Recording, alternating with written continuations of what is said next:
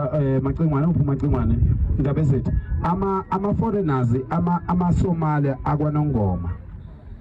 njoba namhlanje kungumsombuluko ngolwesithathu indaba ezithi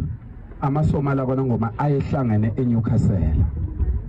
ahlanganisa imali engango 1 million leyo mali isesikhwameni indaba ezithi yafika kwaNongoma ngolwesihlanu ngelanga mina ngangizofika ngalo kwaNongoma yafika ngolwesihlanu kunomfana okwantshangase osebenza esitolo kuthiwa Easy okuyena ohlanganisa inkabi indaba ezitha okufanele zingibulale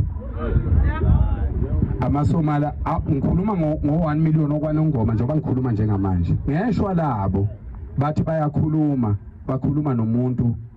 wesinye isibongo engisihloniphayo wathi lo muntu noma ngathiwa ngiyithanda kangakanani imali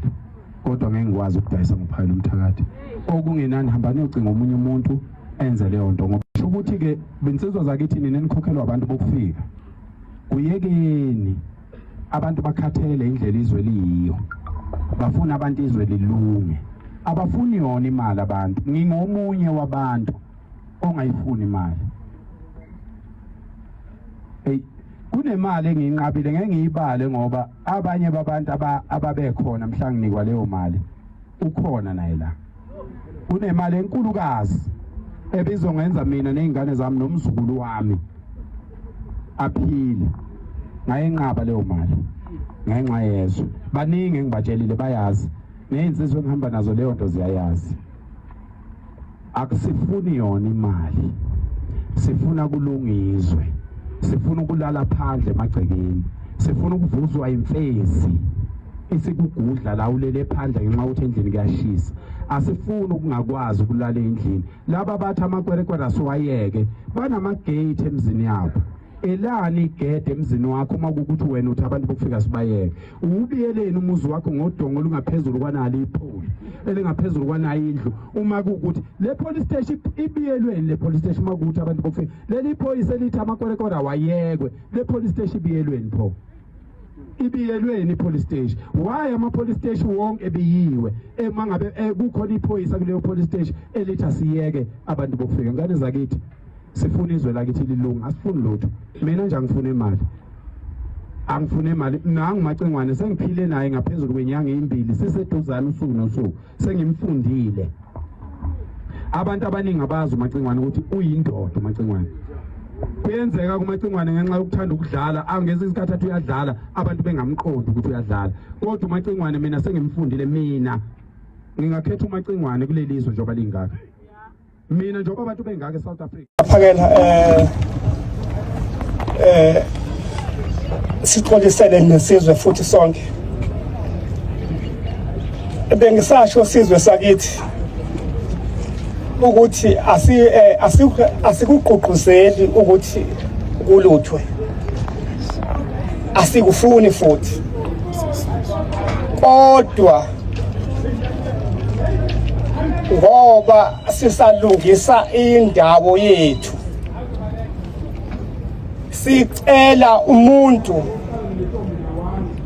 ongenazi incwadi akayozilungisa phela azilungise kahle ziqonde kabuye okhona ngokusemthethweni akubonakala ukuthi sisebenzisana kanjani naye ngoba abantu base-Harding lana mawudlula kwamazakhele kuneplazi la ekwakwenziwa izidakamizwa khona ngicabanga ukuthi siyakwazi lokho zazingenziwa umuntu wala eHarding zazenziwa umuntu wokufika kodwa ohlala la osekhona namanje la eHarding asingavumeli ke ukuthi kuzobulawa abafowethu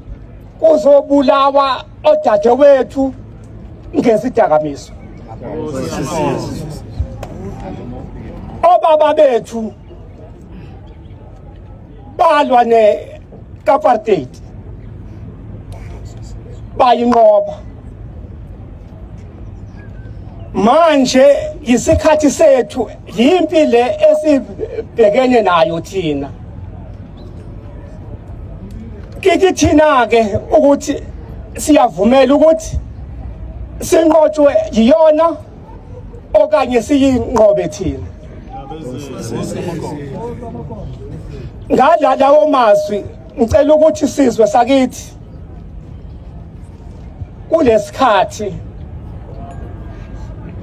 ngicela sihlangane nayo into edingakalayo iunity yethu.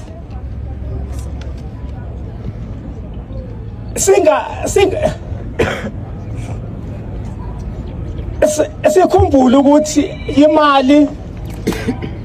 safika ikhona, sizoyishiya futhi ikhona. Kuzoba khona ozoza kuwena athi hayi ningayenzi lento mina. Ungayithatha wena imali manje, kodwa kusasa kuzoba ingane yakho eseyikulesi dakamizwa. Kuzoba ingane yakho ezofa ibulawa yilezi dakamizwa. Just because ukuthi wena wathatha imali. Ngalawo mazwi ngithi ngiyabonga, asiqhubeke kodwa singavandalize. Oh, sikaMagogo.